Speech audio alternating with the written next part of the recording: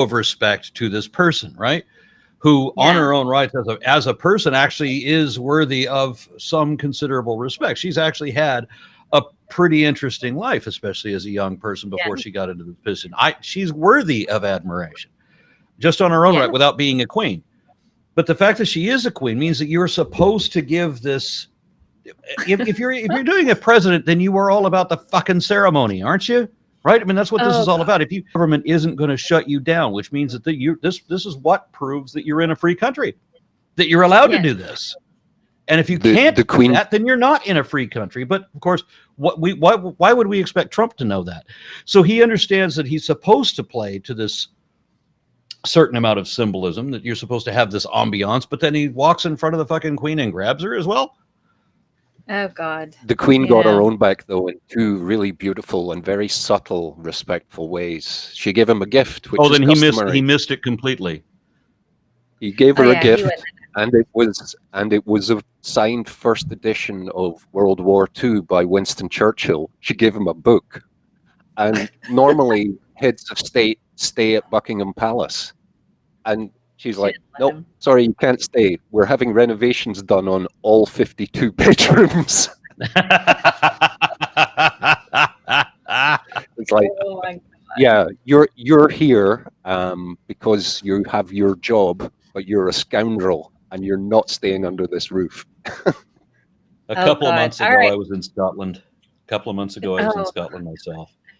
And I was very pleased to be a guest in a house that had 18 bedrooms. Wow. So this is quite a house. And 52 bedrooms. I'm having a hard time wrapping my head around that. That's like a hotel, basically. It's a big space. It's like, can I stay the night? No, we're all full up tonight. Everywhere is full. Every single room has stuff in it, and you can't be there. And I'm sure extremely there's a Holiday Inn down the way. I'm extremely proud of my country for what it is, and one of the political statements it made. And Trump is not welcome as a head of state. He's not welcome in the country. He can visit like a regular person, but that's it. Yeah. Oh, God. Gonna completely segue now. We have a challenge for you, gents. If you're gonna be up for it. It's your favorite lady, Doc. Karen has missed you. God damn it. I'm being stalked by this digital bitch. Okay. Digital bitch. Why is it? That sounds like a cool name. Somebody must be using that as a username already. Digital bitch. That sounds like that almost sounds like a DJ name. That's a DJ name for Doc Savage and his new DJ YouTube channel, Digital Bitch. The sick beats from Doc Savage, like Digital Bitch. Too busy curing cancer. Sorry. So this particular challenge, you have to guess whether or not a product is real. So Karen is like an Animoji character. She will pop up and she might talk to you guys about different things. I don't know. Maybe she asks a question. She apparently gives Doc a lot of crap. So, but I think she likes Doc. She's a digital anime character. Animated character. So this is Mrs. Kruger. Maybe, yeah. And anybody get the? I'm just curious if you have a chat room. Does anybody get the reference to Mrs. Kruger? Mrs. Kruger, guys, if you know Mrs. Kruger, pop it up in the chat, and I will address your comments towards the end. So I'll go through and look because I got them all. Okay. So all right, cool. Let's do the Karen challenge. We can get the screen. Hey there, it's time to play. Is it real or nah? I'm your host, Karen. And so I see that Doc is back. Doc, I really missed you. And I noticed you still hadn't returned my calls. Monty kept me company on the last show, and he said that I could send him pictures so he can draw me like one of his comic girls. You missed all that fun. I feel bereft. Okay. Well, okay. So All right. I guess. All right, Aron. All right. Yeah. Well, she did miss you. All right. So let's see. What else does Karen have to say? Oh, I see we have a guest here today. Is this the incomparable Aron Raw? I knew it. I guess so. Aron, are you a fan of Star Trek? I love Klingons. And, have you ever thought about maybe dressing up like a Klingon? Done that. Klingons are sexy. I'm just saying. Karen, Okay. you need to get out more. Get a life and a body and eyebrows, and then never ever call me again, you whore. Aww. Just saying. Karen likes you that much. She really likes you. No. I think, No I means told her no, to go Karen. easy on the calling. I hope she hasn't called you as much. She goes straight to my secretary now, and Miss Taylor just tells her to fuck off. It's great. Okay, well, I guess, is Karen ready for the challenge? Let's see. I don't know. So, Aron, if you ever decide to dress up as a Klingon or something, be sure to send me those pictures for research purposes. I'm just saying, if you want to. Anywho, this is how the challenge goes. I'm going to talk about a particular product, and then you have to guess whether or not it's real. And those of you who are in the side chat, if you get it right, you play along too, you'll get points. God points. Yeah, so you'll get points. So essentially, she's going to explain a product, and you have to guess if it's a real product or not. It doesn't matter if it works. That's the thing. Right. Is this an actual product that you can purchase? And then we'll have a reveal and show you if it's possible. Is this product inserted into any bodily orifices? Just for a categories. Well, I don't know. We have to see. We'll have to see what Karen has to say. She works really hard on this. Weightlifting. If it's vaginal weightlifting, that could be an issue. Yeah. Okay. So, your first product. Have you ever been worried about feeling not so fresh in your particular boxers hanging around down there? Y'all got some stuff going on. So, there's this product called Top Cock.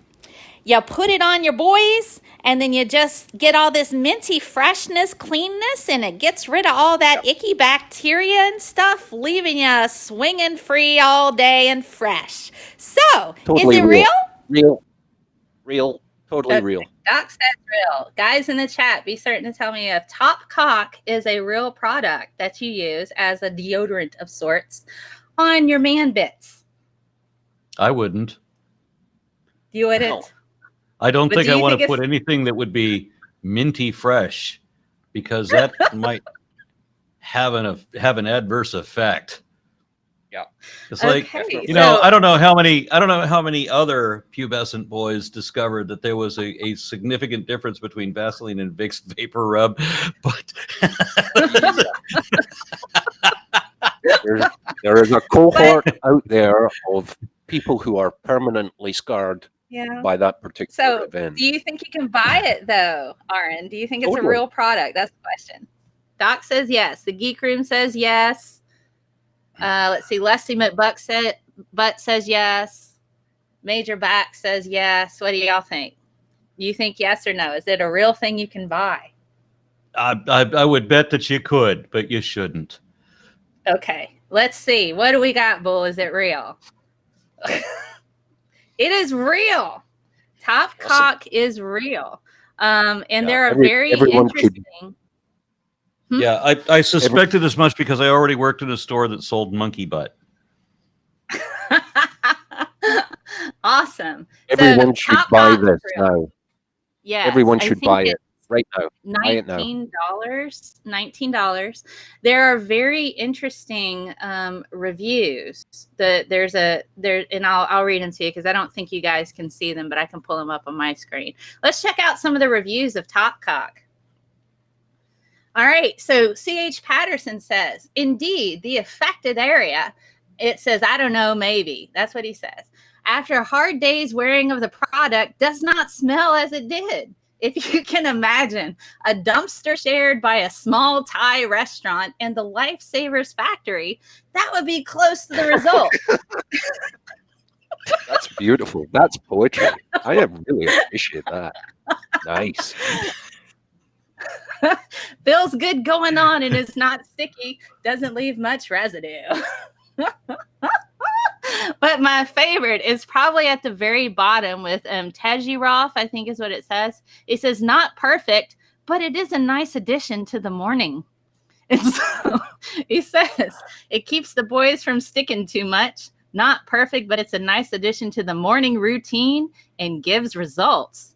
Don't expect it to do overtime working in the summer. It's gentle. Maybe I've lived a privileged and strange life, but not on one occasion have I ever thought, oh shit, my junk stinks like a dead thing today. Not one time has that ever happened to me. So, Top Cock is real, guys. It's a real thing, and you smell like a Lifesaver in Thai restaurant at the end of the day. With a dumpster. Here's a general thing about cosmetics and such like. Who decided that apples are a good thing for your hair to smell like? Who made that decision? It's like, oh, this smells like somebody that had too much Apple product left over. I'm like, fuck off. I like the smell of tobacco and beer, and I want a product that stinks like that, please. That would work. Okay. Lasagna. Cool. Well, I'll tell Karen to be sure to smell like beer, and maybe that'll ring you around to her way. Are y'all ready for the next product? What's unnerving about Karen is that I've talked to people that sound just like her and say the things that she does. That's disturbing. That's why we have Karen. She's very real. No, okay, Bull, the next one.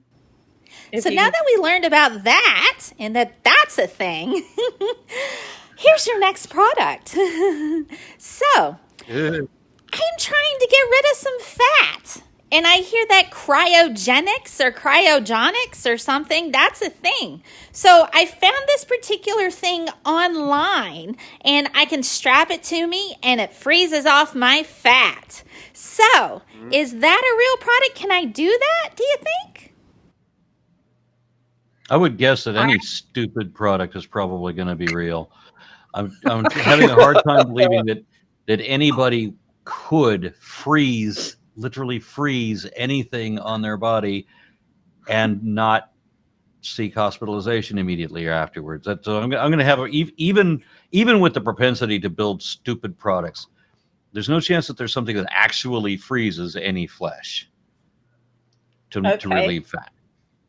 But do you think it's a product, even if it doesn't say what it does on the tin? Do you think you can buy that product? That's the question. Well, I'm sure there's lots of products that don't do what they say. You know, I used to read comic books. I've seen lots of products advertised in the back that don't do what they say. I've actually got 37 pairs of X-ray specs, and I'm still hoping that I've waited a total of 14 years. You know, with each one of these things, I'm still waiting for the one that works.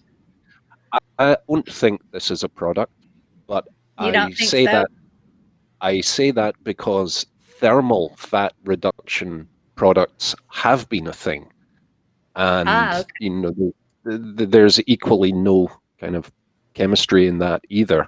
But I think this one is a bogus version of what was already a bogus thing. Okay, so you think it's a real product, but you know, of course, it doesn't do what it says. I don't think it's a product. Okay, all right. Is it a real product, Bull? Let's have a look. It is a real product. $99.90 on Amazon, and it has 2 customer reviews at 1 star. Safe and simple way to reduce pockets of bulges in problem areas. Helps freeze, destroy, and diminish unsightly deposits. You can do 30-minute or 60-minute sessions. So is this okay? This isn't the review on that. That's for the something else. So let's go back to the other picture.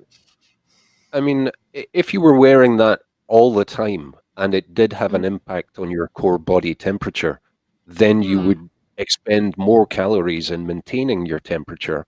So it could have a margin effect, but marginal. What I found interesting is like at the very bottom, I know you guys can't see it on the stream here, but people in the chat might can. There's actually like condensation coming off of it. So it looks like not only does this look extremely uncomfortable, but it's going to be disgusting after a little bit because you're going to have water in your drawers. You know what? I've got a couple of freezer blocks and a big roll of duct tape. And that cost me about $1.95. And with this, if you're too, you wet your drawers. Yeah. This reminds me a bit of the Full Monty with the anti-fat bastard cream. He just puts it on and wraps himself up in the plastic. So it's like, what are you doing? But okay, so that is a real bastard. Yeah, it's the Full Monty. I love that film. It's a great film. But at one point, there's a bunch of regular dudes that are trying to try out stripping in order to get money to help a guy in order to be able to see his kid. He's got to pay for child support. So they decide to go the Full Monty, going to get all the way naked. Funny film. It's great. Okay. For whatever reason, I haven't seen that one. It's fun. It's a good movie. It's a fun film. All right, Karen, what we got next? We just have a handful left, so it's so funny. Are you guys having fun? I hope so. I'm having a blast. So here's your next product. I hope you guys are ready. So I've been really worried about, overall health and stuff. And I found out that there's this electromagnetic frequency mattress that I can lay on, and then it just pumps me full of EMFs. So that way I can cure all of the different things that are wrong, like backaches and stuff. So is that real? No. No. Yes. What do you think? Do you think it's real? Yes. No. Yeah. Okay. No. Nobody's lying down on an electrified mattress. Nobody's nobody's taking the slightest amount of electric charge and trying to relax on that shit. Not even a little bit. Guys in the chat, don't forget to tell me if it's real or not. I'll give you points. You get loyalty points. All right. But Karen is annoying the fuck out of me because I swear I know her. I know her too. She's an anti-vaxxer. Believe it or not, she's an anti-vaxxer. Yes, it's real. Yeah. It is a real product. And if you want to know how much it is, you too can get it on sale at Amazon for a discounted price of $730 from $1,250. $1,250. So that's its normal retail, on sale currently for the sweet price of $730. Now this has some reviews for it. So let's see what the reviews have to say. Because,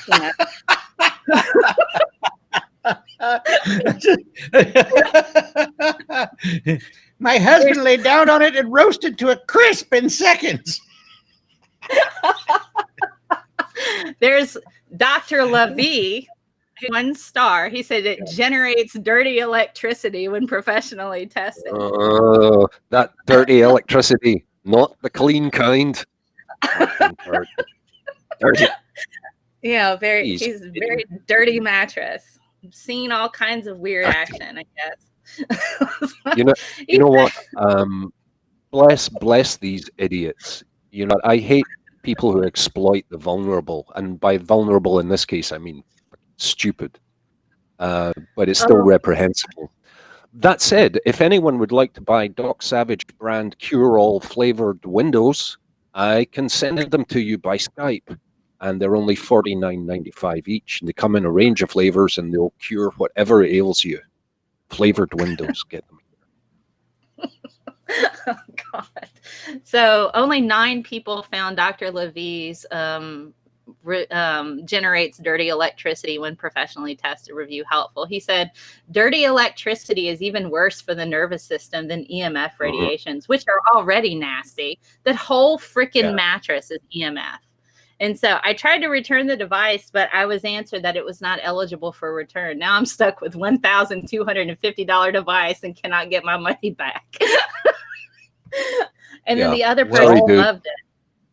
It's a giant The other resistor person loved attached it. to a phone charger, you fucking moron. Yeah, this other person loved it. They said, you won't be disappointed if you buy. I had many questions before and after I bought the mats because they were big investments for me, especially if they didn't work. So they go on to say, they said, I have multiple skeletal issues such as arthritis, osteoarthritis, and spondylosis, severe bursitis, both hips, etc. So basically they're dying. And he said, I have been a floor nurse 30 years before that. I fell out of a barn at 8 on my head on cement. Which is why I bought the mattress. I mean, we're going to hell for laughing if such a place existed. And if this person gets comfort from the toaster mattress, I'm like, well, no, the whole reason is that they have all these infirmaries and everything, but laying down an electrified mattress is the only thing that gives them energy to get back off of it again. Oh my God. Yeah. So, I mean, she said, our body, like the earth, emits 8 hertz. And when we are sick or full of inflammation, we need the earth to health us. So she didn't spell heal right. To health us. Which is what the increased magnetic pulse does. Well, Doc, we were doing our tummy band experiments on the show, and you have to listen to the jug music so I can compile our data. I haven't got our data together yet. Right. Yeah. But we can do that off the show. We won't subject ours to jug blowing. A primary reason that I do this and make fun of people is to point out when they are either directly or indirectly exploiting vulnerable folks for profit financially or profit through influence. And it makes me sick because it's a kind of violence and it's a type of bullying. It is. Well, this product is at least going to a good cause because proceeds are going to fund Marianne Williamson's presidential campaign. Oh, God. Cool. I troll her on Twitter. It's fun. I correct her tweets with actual scientific facts. I go through and correct them for her. Oh my gosh. All right, Karen, I think we only have just, I think maybe 2 more products left or something. Yeah. This is okay. Fun. Now it's time for a public service announcement from good old Karen here. Did you know about chemtrails? Jesus, I was reading about that on the internet, and I've decided that I kind of need to get me like a nose piece and some goggles to help me deal with this chemtrails, and they're like these wiry things I put over my nose and my eyeballs, and that'll help protect me from everything the government's spraying on me. God, is that real? Yep. Yeah, totally real. Do you think there's like wire contraptions you can put over your nose and mouth and your eyeballs? Protect you. There's a chemtrail spray. I'm sure there's a market for tinfoil helmets as well. Okay. Yeah. Don't forget in the chat, guys. There's a special spray that you go out in your garden, and if you see something at 35,000 feet, you just and then in 15 to 20 minutes, it's usually gone. Therefore, the spray works because people are idiots. Which reminds me, I have a ring that wards off tigers. Mm-hmm. That's it's been working beautifully. Yep. Oh gosh. Okay, is it real, Bull? That's the wrong thing. That's a goldfish, isn't it? Yeah, I'm pretty sure goldfish are real. Okay, so yes, it is real. You can get a thing, and there's also a goggles one that you can do. So that's what they look like. They used a gorilla, a stuffed gorilla, to show you what it looks like on a person on eBay. Cool. So for 30 gold British pounds, which is about $45, you too can get goggles to protect you from chemtrails. I've got a thing that'll really fuck with the chemtrails idiots because they're usually anti-vaxxers as well. So I've come up with a vaccine for chemtrails. Let's see how many of them will pay me $49.95 to get vaccinated. Oh my gosh. All right, let's wrap. Let's hurry up and get through Karen because I know we don't have a whole lot of time left. Doc has just a handful of 27 minutes. It's the final 27 countdown. minutes. All right, let's Since get we're to the talking rest. about this horrible thing that I've learned about called chemtrails, and I need to protect not only my face from this stuff, but also my garden.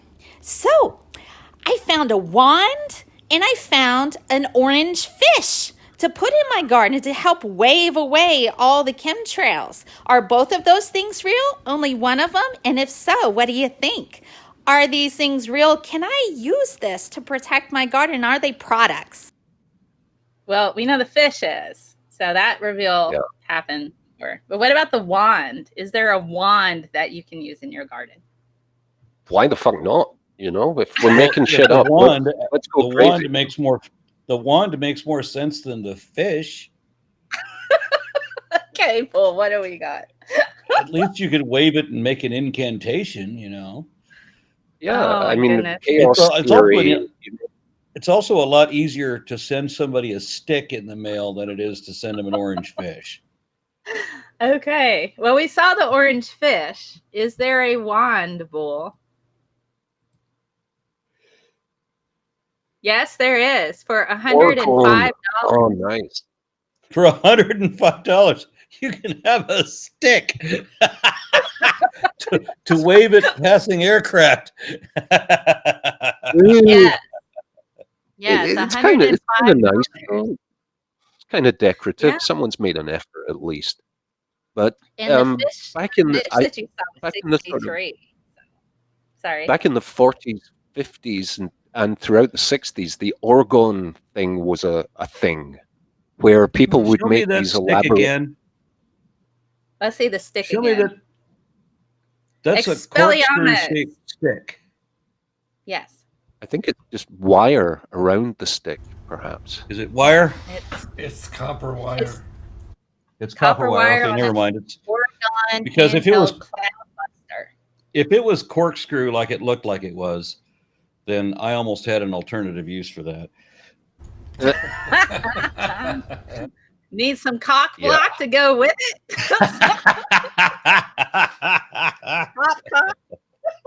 Top cock, not cock block. Boy, I said wrong things today. So, all right. Last product. Last one, I promise. And then the torture's over. And then Karen has a few messages, I guess. And oh, God. All right. So here's the last challenge.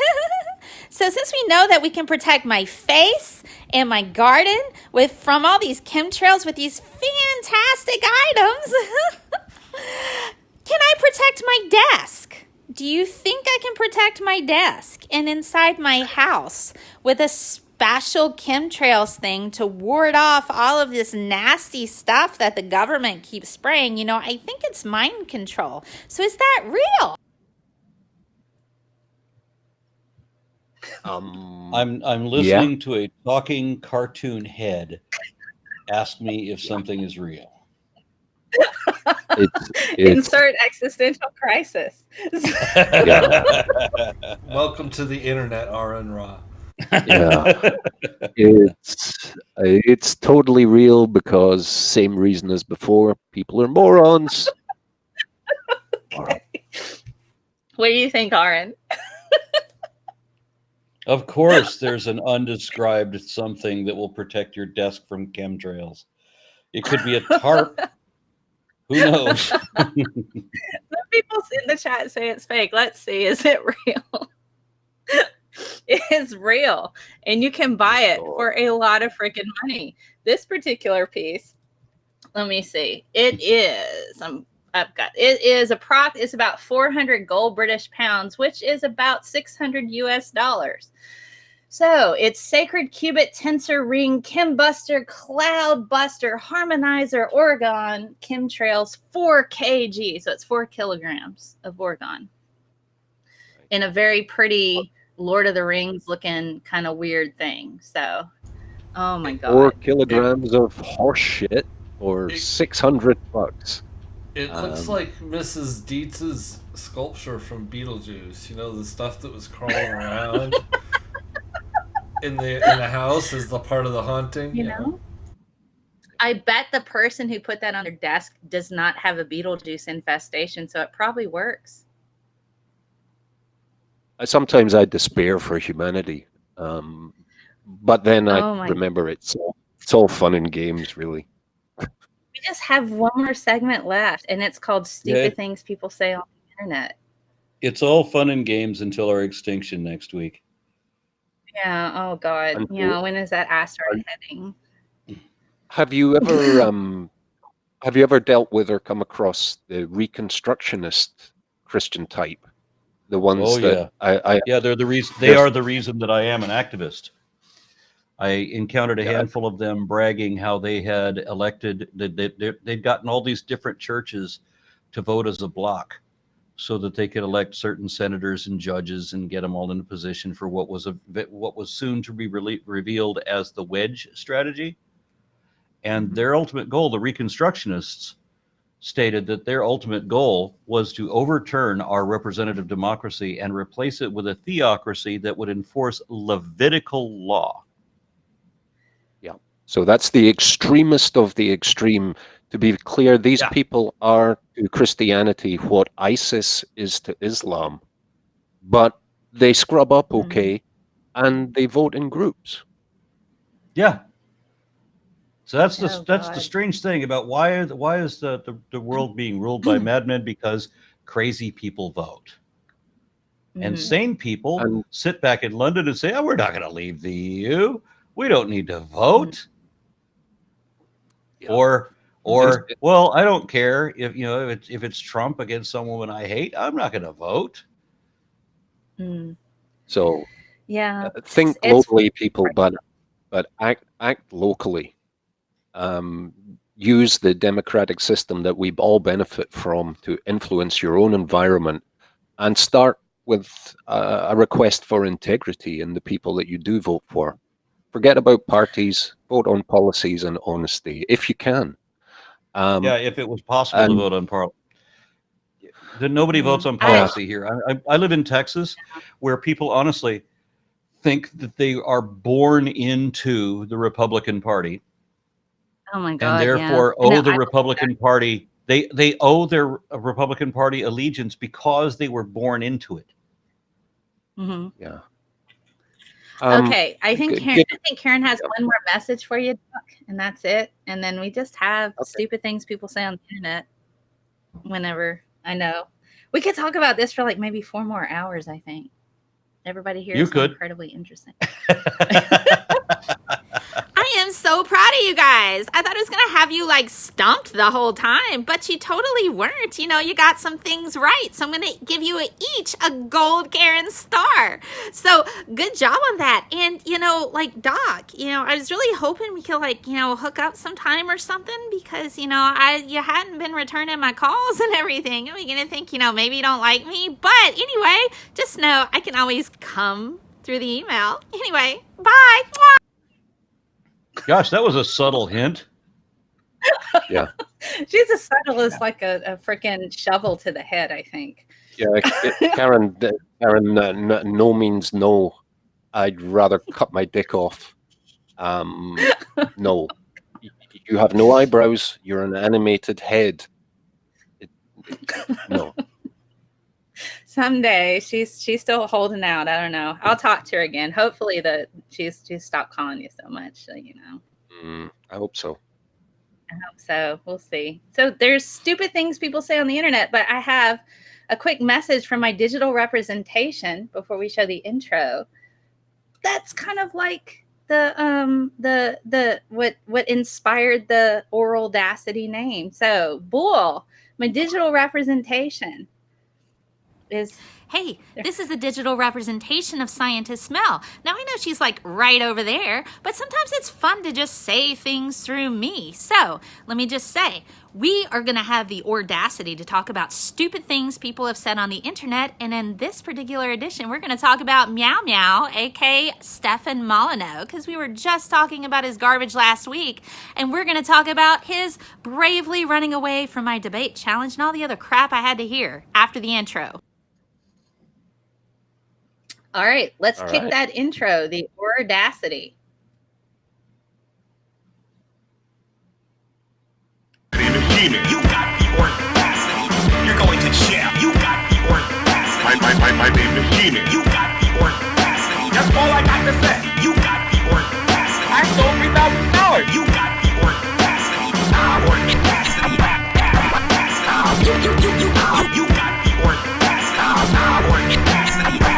Audacity. Because you don't got no evidence. My name is Jimmy. Jimmy. My name is Jimmy.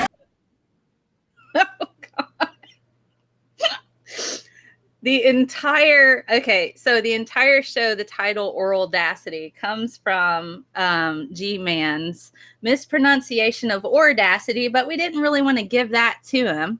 So we say we have the audacity to say things, and we do it orally. So we have the oral audacity to say things that are correct and true. So I've wondered about that. So, see, here's the thing. G-Man cannot stand me or Doc, and he's regularly made videos to where he wants us to come out and debate him on cancer research, and neither one of us will do it. So he just gets mad, has a temper tantrum, and then makes another video. So kudos to Hannibal and Monty for making that sweet jam called the Audacity. Do check them out. Now, okay, so this is where I bring up stupid things people said on the internet. I have been in like a fight with Stefan Molyneux for like a solid week. It started kind of a week ago, sort of, when Hannibal and Monty were on. We discussed a video that he had done with Jordan Peterson trying to link IQ biologically to race. Of course, they had no citations. They were just spewing garbage out, just with no basis whatsoever for anything that they had to say. So Peter, and we had just openly said there was no way we're going to get through this video, but unless Stefan was looking like, I don't know, Max Headroom. So bull, let's see our fan art from Peter, who decided to make Stefan Molyneux as racist and sexist Max Headroom. I think it's a pretty great picture, honestly. Kind of popped up. I sent it to him. He didn't have much to say. Stefan didn't. So there you go. We call him Meow Meow because we didn't know how to say his last name initially. And somebody said, we should call him Thor's Hammer. I'm like, no. We're just calling him Meow Meow, but that's what they say on the Thor film for Milnor. And then, of course, Jordan Peterson's Kermit, because that's who he sounds like. He sounds like a very racist Kermit. So, yeah. So I sent that to him. So let's look at some of the some of his tweets that he was doing, and actually challenged him to a debate. So let's start. I guess we have a few things. All right. So you may not be able to see that, so I'm going to read that to you. All right. I've got to pull up my folder. So essentially what he's saying is, I tweeted to him because he said some kind of freaking garbage, which isn't uncommon for him to say. Oh, he says, hi, female scientist. Let me see. The first one. Let me pull it. He says, ha, female scientist uses vicious ad hominem in response to arguments. Stick to the science, leave the philosophy to others. And so he had quote tweeted me. Okay, go to the next picture. He quote tweeted me, and I had said, not only are you racist, Meow Meow, but you're sexist as well. And then I tagged him. I have to say I'm not shocked. Pro dating tip. Sexism isn't sexy on middle-aged, pseudoscience pushing, balding, inflammatory, bigoted white dudes. Also, racism is not sexy.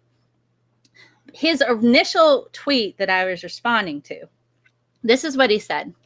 Dating reality 101, people. Men want female fertility. Women want male resources. For women, fertility decreases. For men, resources increase. Women are born rich and quickly go broke. Men are the opposite. Men age like wine. Women age like milk. Wake up and made up. So I'm like, nobody wants you. You're really gross. Wow. Yeah. And so my response to his garbage, when he's like, ha, female scientist uses vicious ad hominem, he literally, his entire argument was just insulting women. That's what he was saying. I said, ha, Meow Meow uses his bigly platform to misrepresent science and pushes bigoted perspectives and thinks no scientists notice. And then it goes on from there. I said, at least you make a good racist and sexist Max Headroom. This is the only way me, the shit show, and atheist Hattie could get through your garbage arguments. So I sent him that picture. He didn't really say much about that. And now I did debate him earlier. Huh? I'm actually aging like a cheese more than like a wine. You know, crumbly, moldy, stronger smelling. And it's really good. It's really good. And Stefan is right up to a point, and that point is two-dimensional thinking.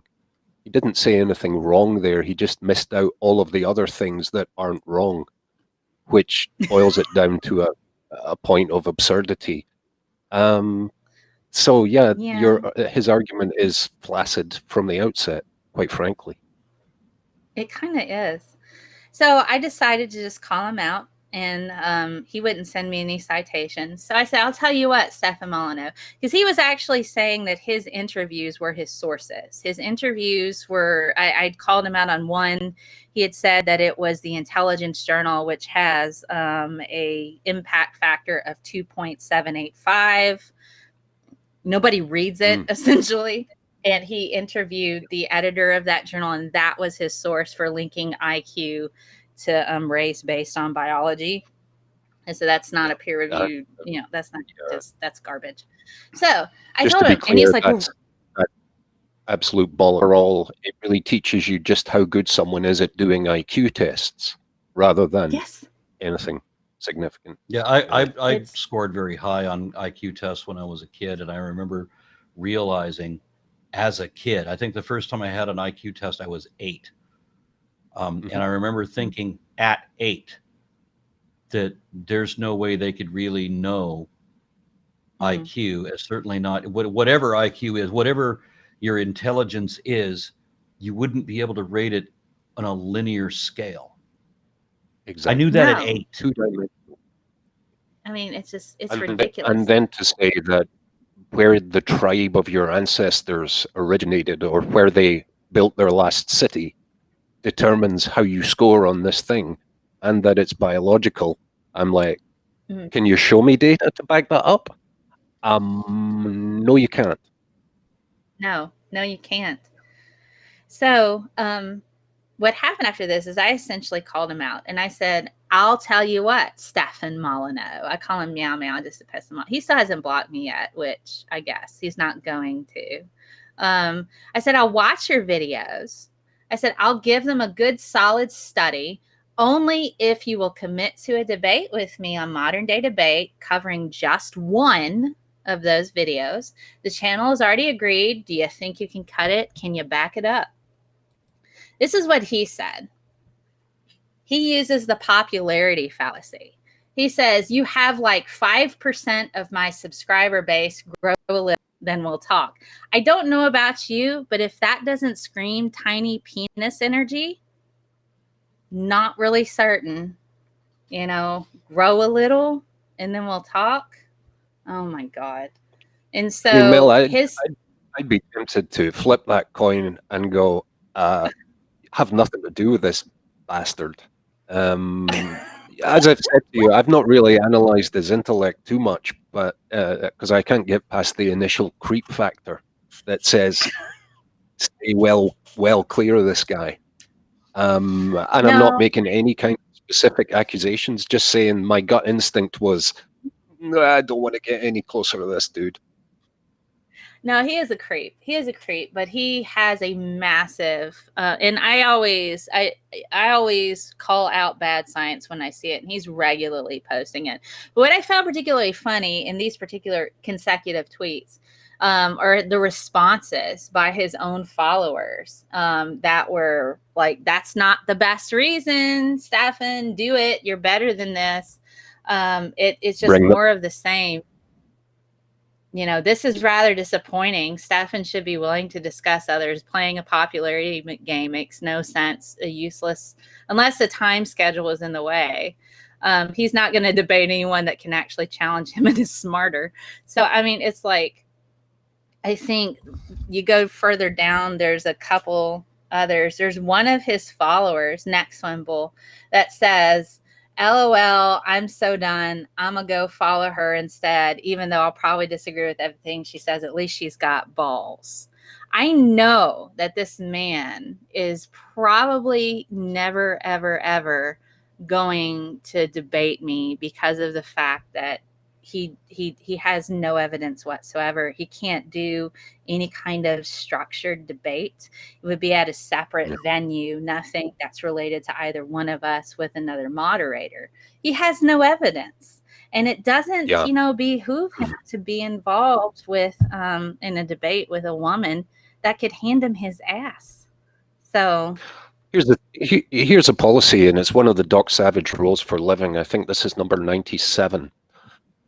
Don't debate whether reality is real with morons unless you're being well paid for it. And even then, be very cautious. Yeah, all I'm going to say about it is not my circus, not my monkeys. Fair enough. I just, it's part of what I do as a science communicator is I call out bad science when I see it. And I've actively been going through, he was trying to say that abortion causes breast cancer and posted a terrible study. And then he posted a blog post as his scientific basis for women being unhappy, and then he used a study that was done by the Catholic Church to show that women in Catholic marriages are more sexually satisfied. And I'm just like, dude, and people are just eating it up. So I'm going through, I'm like, bad science, here's why. Boom, boom, boom, tagging that in. So all the thousands of retweets that he gets, I'm like, this is bad science, meow, meow. Here's why it's bad science. And then, so at least I know he's not going to get in a room with me, and that's fine. But I'm going to go through. I'm just like, this is garbage, and this is why it's garbage. By the way, you're still bravely running away from me, and I've noted that. So, it's completely fine. Run scared, but I'm going to call out to garbage when I see it. That's just, I feel a moral obligation to call out trash and garbage arguments, particularly when they misrepresent science. And he gets like 5,000, 6,000 retweets on a thing. And I'm like, I need to nope, this is garbage. Here's why. No sample size listed, funded by the Catholic Church. 27 years ago, this study was done. It's like, so I don't know. But that's my plight. That's the things I do to help the cause in the ways that I can to promote science literacy and make fun of terrible products through Karen. Yeah. Good. A lot can change. It's a brave fight. Years. I was good looking 27 years ago. That's how long ago. Oh, you still are. You still are, Aaron. Oh goodness. One thing that's dramatically changed, and I'm conscious that we're approaching the end of the show. One thing that's dramatically changed in my lifetime, in fact, in my adult lifetime, is ease of access to searchable information. And it's a wonderful resource that we basically take for granted now. And I really have a lot of hopes for the impact that that'll have on communities, on the style of communities, and on the information base and the data upon which they base their decisions. So we're in a state now where we actually can make enormous progress as a species by learning shit. And I hope we choose to do that. I hope so too. I mean, it's like, I think one of my favorite quotes is, in the age of information, ignorance is a choice. And while I maintain I'll continue to put out correct information, and try to be a reputable source for people. I mean, my website, scientistmail.com/resources. I have all of the PowerPoints for my science show that I do on Saturdays. Teachers use my stuff and they ask me to cover content, and that gives them another resource. And then I'm like, I'm completely transparent.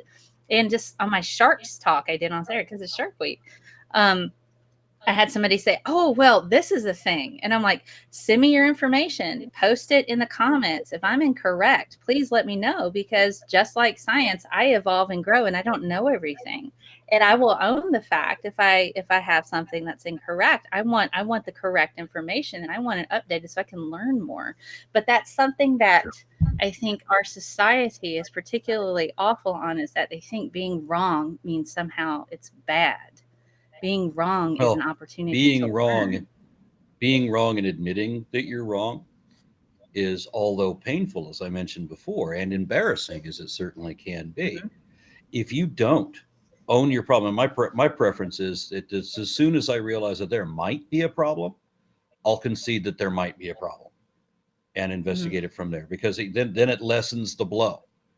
But once you realize that something that you're saying is wrong, own it immediately as much as you can, Yes. I'm because that at I least will take yeah. some of the fire out of the criticisms against you, and it actually works to your credibility. As we mentioned, Kent Hovind has been absolutely wrong on every relevant point he's ever made, but he will never correct anything, no matter how solidly proved. That just shows how dishonest you are. If you can't admit that you're wrong, it means you're dishonest. It doesn't mean that you're right.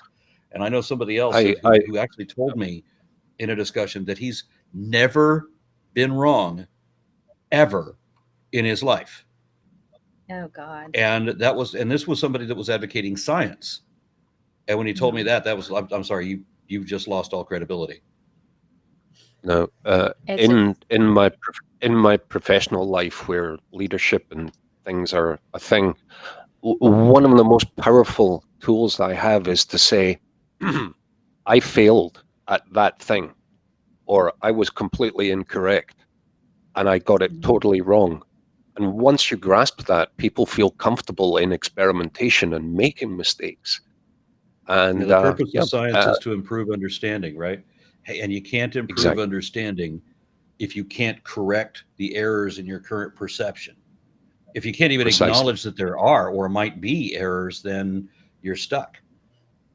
Yeah, no, my, I truly, one of the things that I had to learn that was really hard thing to learn, especially when you're trying out, you get into science really early, you're finding out it is really tough to stand. And I had it when I defended my master's in chemistry. I had my committee, which happened to be 3 professors, between all of them, 100 years experience easily, standing there for 2 hours, ripping me apart, trying to find out where my limit of knowledge was. Um, and I had done that. 2 hours, God, I did that, 2 hours of 2 hours. that. Plus my previous, that was my second time. They prepared you for that for your first year conference. And then your second year was like your defense. So you're standing there for hours. They're asking you question after question after question, trying to find out what is her weakness. And then that's when they zero in and then they go, okay, this is what she needs. And they do that not to be mean, not to be horrible, just to go, this is what she has to work on. This is what she needs to learn to be better. And that's something that's very sobering for a lot of people. And not many people can withstand that, because they're like, oh my God, I got this wrong. I still got my freaking master's. Are you Well, kidding me? the example that This you just still. the example you just used. I mean, if somebody's trying to be constructive in their criticism, I'm all about Mm-hmm. that. Even if they haven't convinced me that what I said was actually wrong. So I've had people correct me on things I was already correct about. Just because I will admit that I'm wrong doesn't mean that I will admit when I'm not wrong. Mm-hmm. But if Mm-hmm. you're constructive in it, I'm just all the more receptive. Now, whether you're constructive or not, if you're right, you're right, and I'm going to have to Mm-hmm. own that. Whenever I realize it, I'm going to have to own that. But I'm not. You're going to have to convince me first, and I'm going to be a lot more receptive if it's to my benefit that you're telling me something that I can improve on. Because I mean, all Yeah, too often people will just tell me that I should just shut up and not talk about anything that's outside of my area of interest. Well, you can't go through life never talking about things that are outside of your. I mean, people will drag you into all kinds of conversations and ask you I would things be that the you. worst science communicator ever, because next weekend I'm talking about string theory, and this past weekend it was sharks. So Yeah. it's like, And so, I mean, like every time I get with creationists, for example, when I'm trying to talk about evolution, they always want to change it to cosmology. And I said, well, I do evolution. I'm not a physicist. I don't play in that field. I do evolution. I can teach you that. But they don't want to know that. They want to insist on talking about, where did the universe come from? I'm like, well, why don't you go ask a physicist? If you want to understand how evolution works, then you can talk to me, because I can help you. And when they bring up irreducible complexity and biochemical structures, and I go, I built those for a living. Then they want to talk about Jesus, or the same thing happened. I was in Ireland, and I was with PZ Myers, and they were talking to the Islamic Education and Research Academy, a couple of people that were involved in that, and they were challenging PZ on developmental biologies, not realizing that he is a developmental biologist, right? And so they're quoting their expert, and he says, well, how can you say he's wrong? This is his field. And PC says, yeah, well, it's my field too. I'm a developmental biologist. I think, oh, you're an expert in this field. Okay, well, let's talk about geology then. That's exactly what they said. The way that they said it. Oh, you understand what the fuck you're talking about? Let me change the subject to something you don't know. That's the ploy. Yes, it is. Yeah. It's the dodge and dodge and dodge and dodge. It's anyway, instinctive. I don't think many of them are aware of it. I gotta wonder how you can not be. This has got to be a plan. Oh, you understand this? Let's change the subject. Let's never concede an error, ever. Yeah. And let's lie about it if we have to, but let's change the subject. Politicians do I've that. tried. Ask them a question, and they're like, "But that's not what this is about. This is about this." And thing the sad over thing here. is when they brought up geology, if I remember correctly, they brought up this thing about isostasy, and unfortunately, I was standing just outside of where I could hear what they were saying. It was just because we were outdoors, and I was just a bit too far away to understand that he was saying isostasy. But it turns out that he was arguing that the Quran says that it describes the earth as a map over a flat round table, and you use mountains as paperweights to hold the flat earth map down. And so that's what he was saying, that isostasy proves that the mountains are there as weights to hold the continental shelves in place. And I had to explain that the lithosphere flows under the mountains, so the mountains don't stop jack. And so he admitted that he was wrong about that, but he wouldn't admit that means that the Quran is wrong about that. He says, any error I make is my own error, but the Quran can't make any errors. Obviously it does. Really? And that is one of them. For anyone interested, by the way, I'm doing a series of blog posts called "An Infidel Reads the Quran." I read one to a few surahs, and then I write a blog post about it, and then I do an interview with people who are raised in Islam to tell me what I got wrong or right, and I'm having great fun with that series. Well, tell us. Okay, we're magic to wrap up soon. Oh, sorry. Go ahead. Have you reached the magic flying horse up to the moon business yet in the Quran? Well, I did. Yeah, we're reading it in order of revelation as opposed to the way that the chapters are normally printed. Why it's not printed in order, I don't know.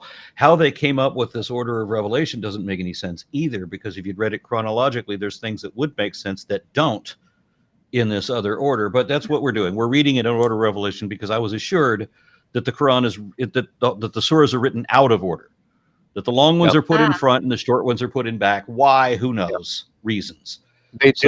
Aaron, you're overthinking it. They just made it up. They made it up one day. That's how we're doing it. And that's become pretty obvious. So hopefully, what we're going with, lads. Yeah, every month I'm assured that I'm going to have a believing Muslim come on to the podcast with me to defend their interpretation, but it never happens. Well, this coming week, a week from today, I will have another one of these video interviews, and I've been assured that I will have a believing Muslim on the show to explain what we got right or wrong. And this time we're going to be talking about, the last time we talked about how Muhammad broke the moon in half. Oh yeah. To show people, and the people wouldn't believe him. So we have to assume that he must have put it back together again, since it's not obviously broken in half. There's the story of Humpty Dumpty, where Muhammad put the moon back together again. Everyone knows that one, right? Yeah, the previous episode was talking about how everybody has a shoulder angel. They have an angel and a devil on one side, where they have one angel who is writing down all your good deeds and another one who's writing down all your bad deeds. And you have you have these invisible angels on your shoulders. And this time we're talking about genies. The Quran says that genies are real and that God assigned or conscripted genies to work for King Solomon. So King Solomon commanded a bunch of genies to make household items for him. Okay, awesome. So I have Darth Vader and Luke Skywalker on each of my shoulders. I think that means it's real, Aron, because Darth is telling me that I need to come to his side to have cookies, and Luke's like, but they're oatmeal raisin. They're not chocolate chip like he's promising you. Okay. Fair enough. Well, yeah. On that note, ladies and gentlemen, time is getting on, and I have to get up early and go and be a scientist. So I'm going to have to be Cinderella and pull the curtain at this point. Although this is Mel's show, so I have no right to do so. That's quite all right. And, 2 hours we agreed was always the cap. Aron, it's been amazing to have you here. Tell people where they can find you and find your work. And I have put some of his links in the description. Also, the reason why I'm in pigtails this time, Doc Fearsome needs a car. And I said I would wear pigtails if somebody donated 100. They donated 200 for Doc Fearsome's car fund. So I do try to help out other people in the community. He's a friend of the show, patron of my work. So if you can throw him a couple bucks, do that. And so that's why I'm in pigtails. But Aron, tell everybody where they can find you and all your stuff. Yeah, well, primarily the YouTube channel, of course, and that, as I said, this is what I do, pretty much for a living now, and all of this is supported by patreon.com/ARONRA, and I really do need all the support I can get. So if you want to sign up, I do 6 videos a month, and a couple of them will be interviews, a couple of edited videos, and maybe public appearances, debates, speeches that I give here or there, that sort of thing. So if you want to support that, and please do. Just understand that will be 6 videos a month. So if you do $1, it'll be $6, and so forth for a month. So thank you very much. Well, everyone should do that. Right. Everyone should go immediately to Aron's channel and subscribe, and hit the bell, and give him all of your money, especially all of it, you bitches. Everyone watching, give him all your money. If you have $730 for an EMF mattress, don't spend it on that. Just give it to Aron. I promise not to electrocute you in your sleep. He won't electrocute you in your sleep. He'll promote evolution education. It'll be fantastic. He's all about, putting correct actual facts out there to boost science literacy, which is totally my jam. So thank you for being on the show, Aron. This has been fantastic. I hope you had fun. I did indeed. Hope you had a good fun. Awesome. Feel free to come back. This is the newest member of our family. Aww. What's their name? My stepson named this Jonathan. Excellent. Jonathan. Why not? My grandniece thinks all cats are called Steve. Do you think she thinks cats are Steve? Steve. Okay. Because Granny has a cat called Steve. Look at that. Well, is that a mouse or a gerbil? This is a rat. This is a baby rat. Just recently opened its eyes, and a day or two ago. And so it's now time to get out the milk and oatmeal and train this thing how to eat food. Awesome. Hey, Jonathan. All right. Yep. Well, hello, Jonathan. Welcome to Aron's World. And this has been a pleasure. Please feel free to come back anytime. We would love to have you. This has been awesome. So I guess any final thoughts, Aron, before we go? No, it was a bucket of chuckles. Thank you very much for having me on. And I really do think that I am a better investment than that other thing that would have made your junk smell like a Thai restaurant. Don't send $19 to Aron, not Top Talk. Okay. Final thoughts, Doc, before we go. You have a live Doc Savage's Rules for Life. Do you have one of those? Yeah, Doc Savage Rules for Living number 32. Wash your junk with regular soap and give Aron Ra your money.